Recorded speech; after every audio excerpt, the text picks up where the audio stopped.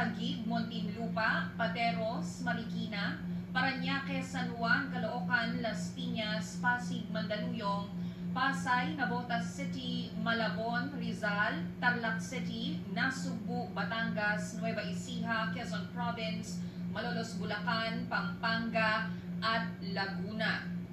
At ito po ay ang operasyon po ng lahat ng korte sa NCR, Regions 3, 4 at 5, sinuspindi na rin po ni Acting Chief Justice Malvic.